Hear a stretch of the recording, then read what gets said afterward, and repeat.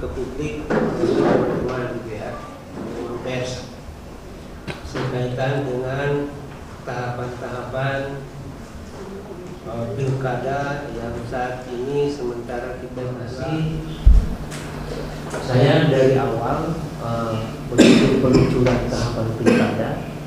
Sebelum saya masuk ke jawabannya, yang pertama, bagi penyelenggara ini kita ingin sukseskan penyelenggaraan tahapan pilkada sampai pelantikan bupati dan wakil bupati sampai terpilih.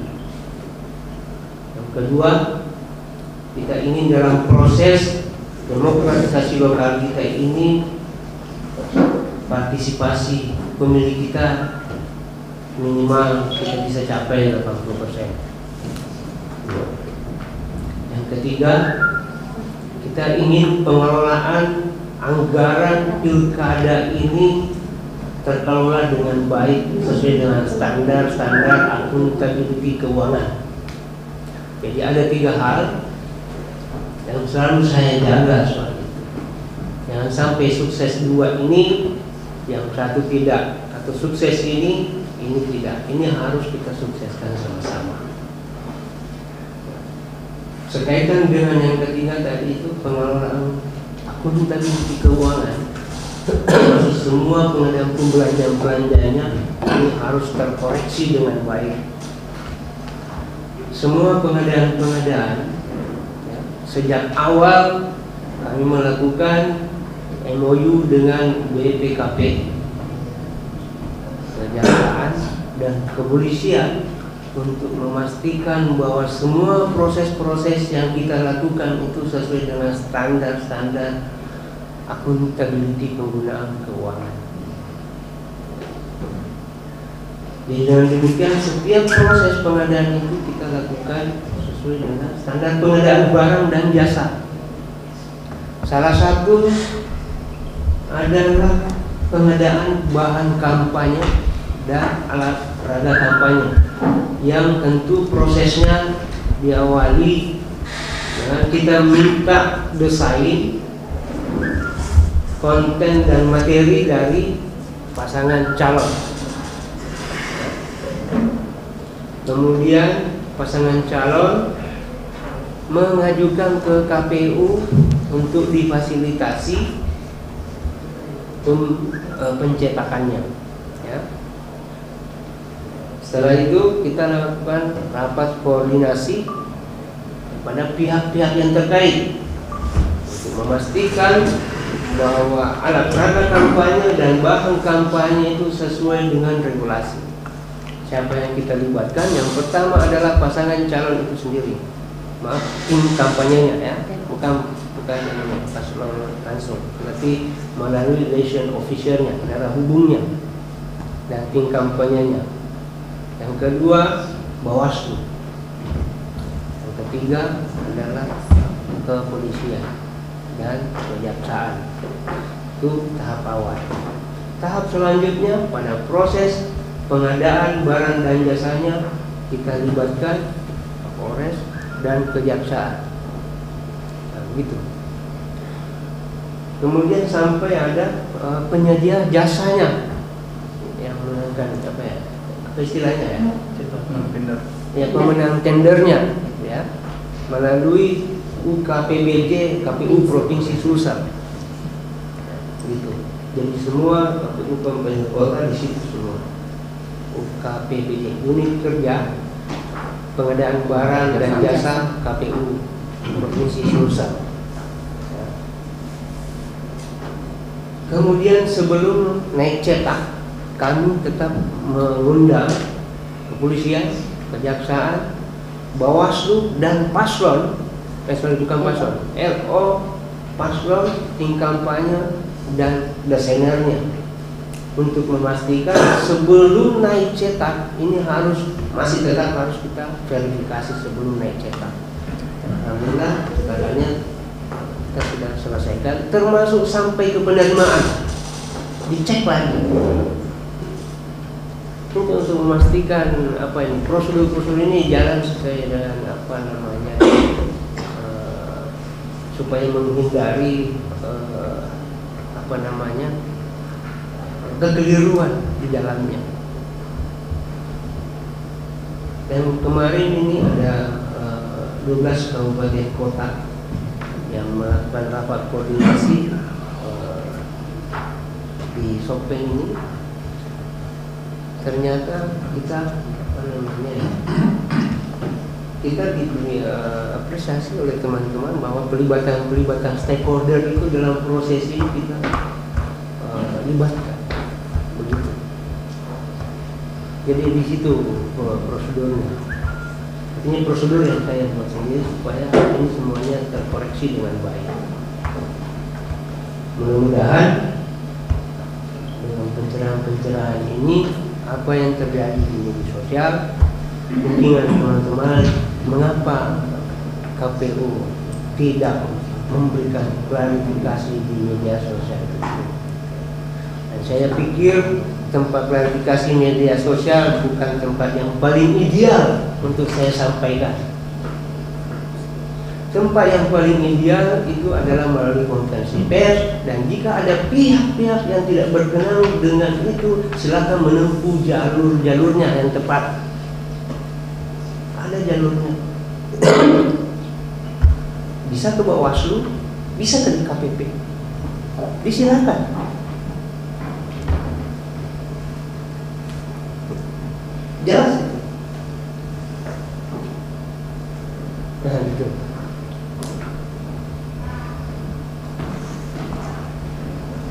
Ya, mudah-mudahan setelah teman-teman keluar dari sini nanti, saya sangat hormat, berterima kasih bisa memberikan pencerahan ke publik bahwa apa yang terjadi di KPU dengan apa yang terjadi di luar. Itu tadi saya sampaikan bahwa media sosial, terutama Facebook, bukan tempat ideal untuk menyelesaikan masalah. Bukan tempatnya di situ.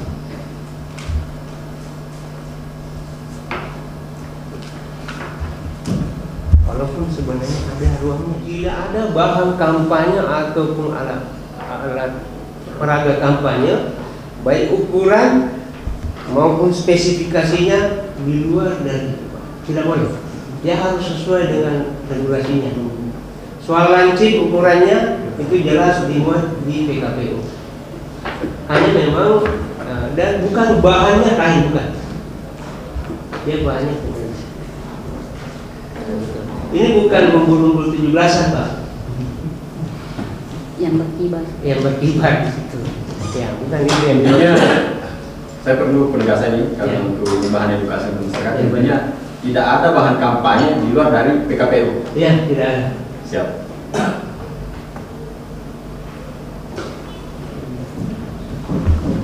Ya, karena pada dasarnya tidak semua orang berpikiran sama. Kalau mungkin masyarakat bawah ya tahunya umbul-umbul ya yang berkibar-kibar gitu kan.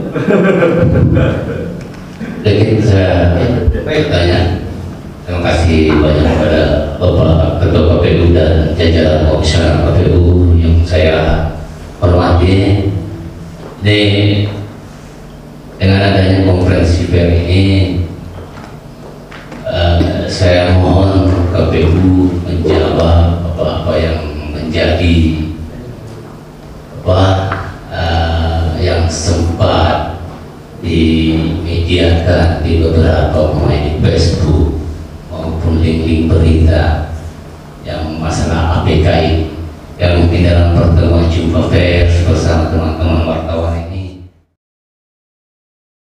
pada Bapak Ketua KPU, apakah sedih barang tersebut dicermati dengan tim paslon hadir semua pada saat penerimaan, dan pihak-pihak yang berkompeten yang hadir juga waktu ingin percetakan. Nah, ini yang perlu dijabarkan ke masyarakat.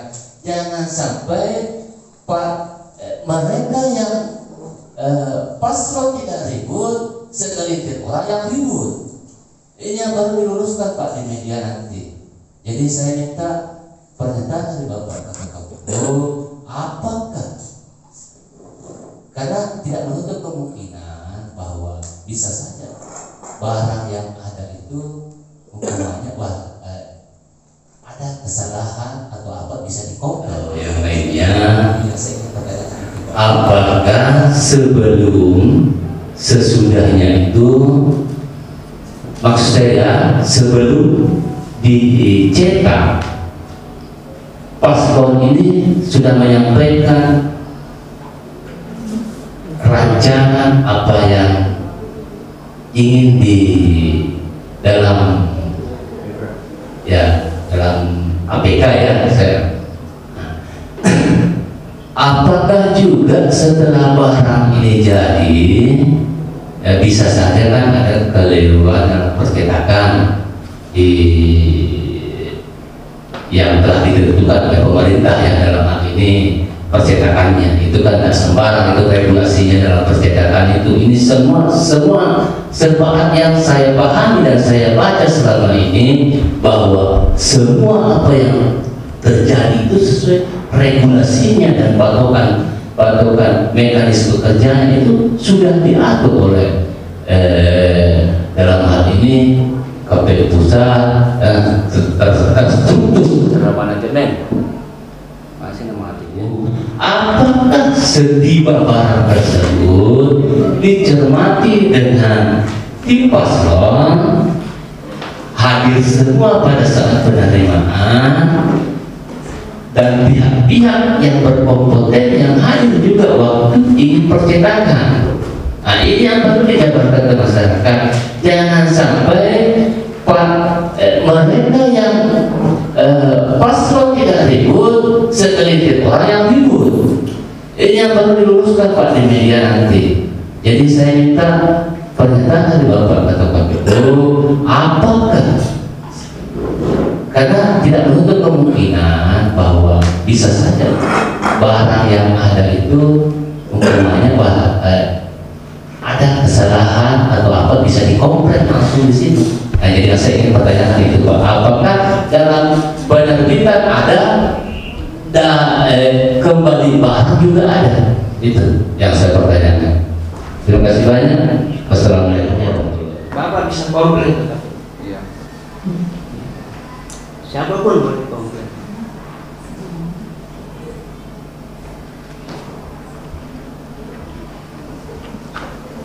Satu Pak. Sudah. Kemarin saya Surat suara artinya. Dan di dalam surat suara itu memuat 2 kolom. Kolom yang sebelah kiri dilihat dari sisi pemilih adalah 415 pemilih adalah tetap. Kemudian pada tanggal 23 September yang lalu kita sudah menetapkan satu pasangan calon bupati dan wakil bupati Tepeh. Proses penyelenggaraan pilkada ini berjalan dengan baik dan benar. Kenapa saya katakan harus kita jalankan dengan baik dan benar? Karena boleh jadi kita lakukan baik tapi belum tentu benar. Itu harus kita bawahi semua. Bisa jadi kita sudah ini harus 2 kolom kita sebut. Alhamdulillah sudah ada yang siap memilih, siap kita siapkan, dan juga yang mau dipilih juga kita siapkan. Kemudian proses kampanye kita juga sudah mulai tahapannya, mulai tanggal 26 sampai tanggal 26 September 2020 sampai dengan 5 Desember 2020. Kurang lebih berapa hari ya? 71 hari ya kalau nggak salah. Dan perlu harus kita siapkan pemilihnya dan yang akan dipilih. KPU